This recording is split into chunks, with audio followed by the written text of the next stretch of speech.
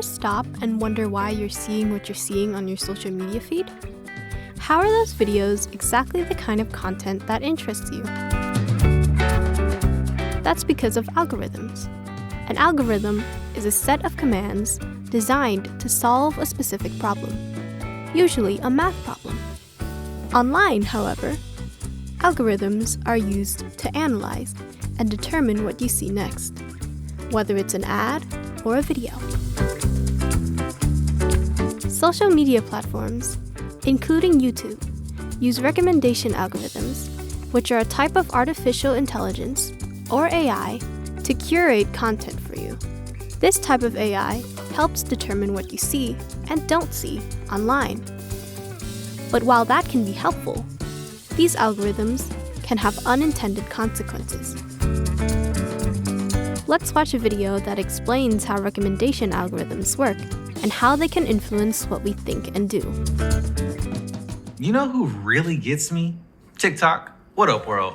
Miles Best, journalist, host of Above the Noise, and world-class chef. Y'all, I've spent hours scrolling through TikTok perfecting my vegan wing recipe.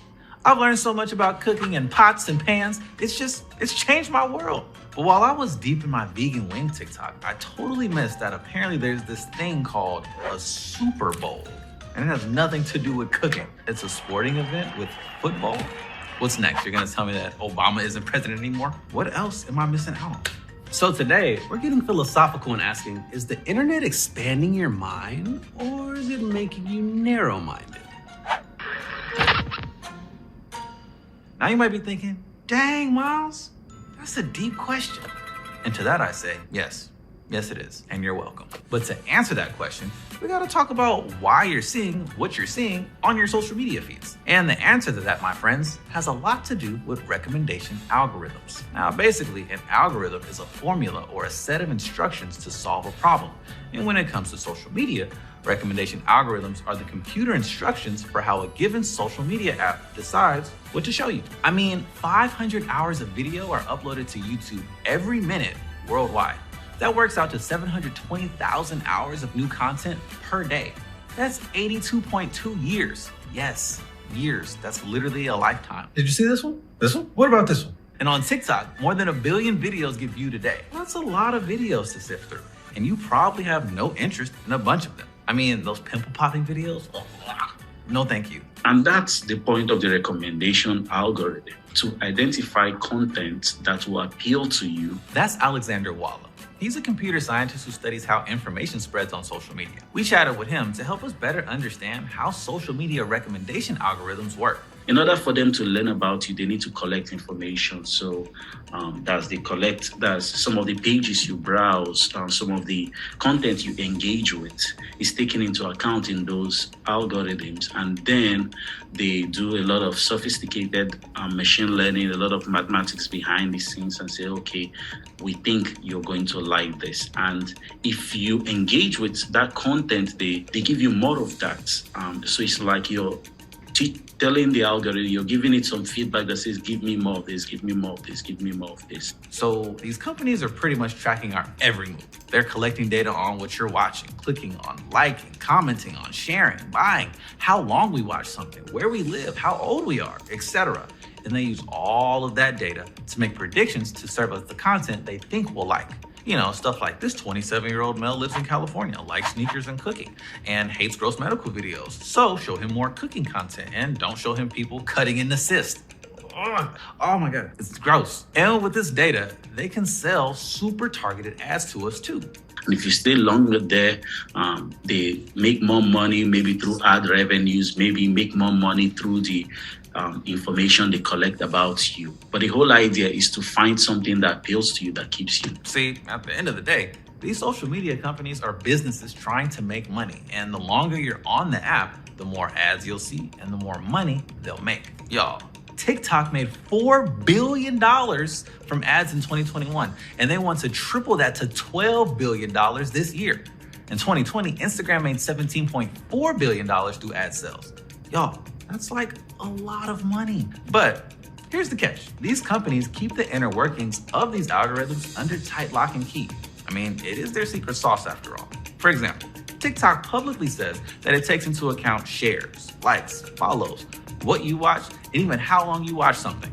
But we don't know for sure exactly how all these things are weighted or ranked to give you the content that's on your feed. And it's not just what you are engaging with. These social media algorithms also take into account what everyone else is liking and sharing too. They tend to amplify the posts that have the most likes, comments, and shares, even if it's misinformation or lies.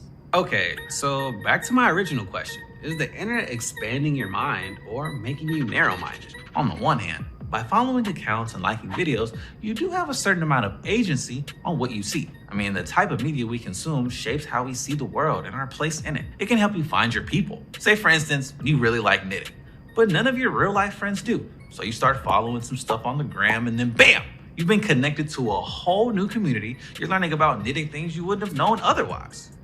But on the flip side, as these algorithms learn your preferences, you'll never know if you're interested in stuff they don't show you. They're not like all of a sudden gonna be like, oh, you love knitting, have you tried MMA? And ultimately, that can limit your exposure to new ideas or interests. Research has shown that users can get trapped in filter bubbles or echo chambers, where you're getting served content that reinforces what you already believe. This is particularly strong when it comes to political beliefs or news you consume. How can you really think critically about something if you're not being challenged on it? The more that you interact with content that is something that interests you, the more you're not going to see content that doesn't interest you. That's Aretia Kyriade. She studies adolescent well-being in digital spaces. And you never really get to see what's going on in other holes of the platform. She explains that some users have found creative ways to make the algorithm work better for them. Like this one TikTok user created a second account to follow conservative news, and there he discovered there was this whole trend of COVID positive users going out into public spaces intentionally infecting people. Side note, that's awful. So anyway, he shared that on his main account, introducing his followers to this content that they otherwise wouldn't see. And I really liked what this user did in terms of strategically, creating a separate account and really playing with their algorithm and trying to see what would happen if they had different identities or if they were understood as an algorithm to be a completely different person.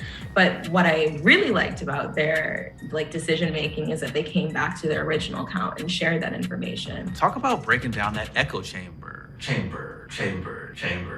So, social media algorithms are far from perfect. Similar to echo chambers, there have been reports of people being sucked into dangerous rabbit holes where these algorithms can lead users to more extreme content, even leading to radicalization.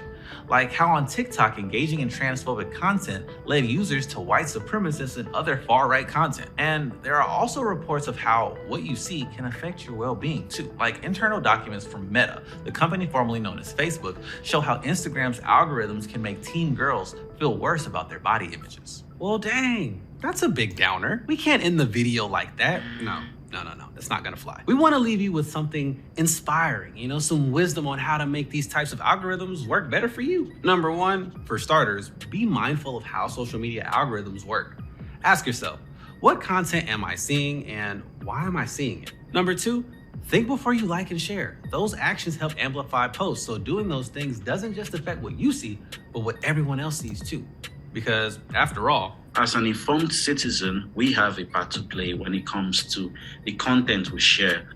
Well said. Number three, try to break out of that echo chamber. Maybe you don't need to create a separate spam account, or maybe you do. But basically just keep an eye out for stuff from the other side.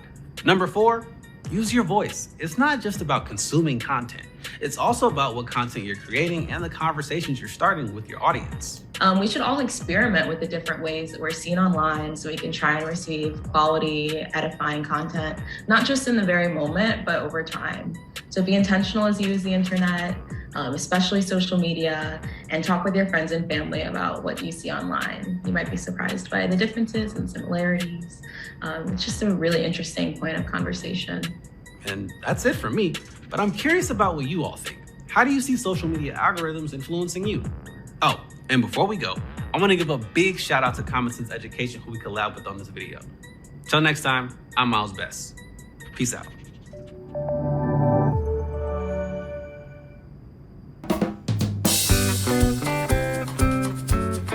Now that you've watched the video, think about the following questions.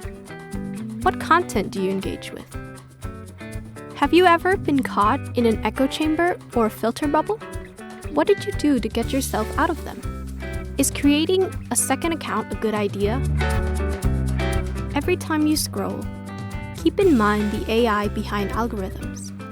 Recommendation systems are a type of AI that filters the content and media you consume. This gives them the power to shape your opinions and even the people you connect with. That's why it's important to think critically about what you're seeing and what you're not when you go online.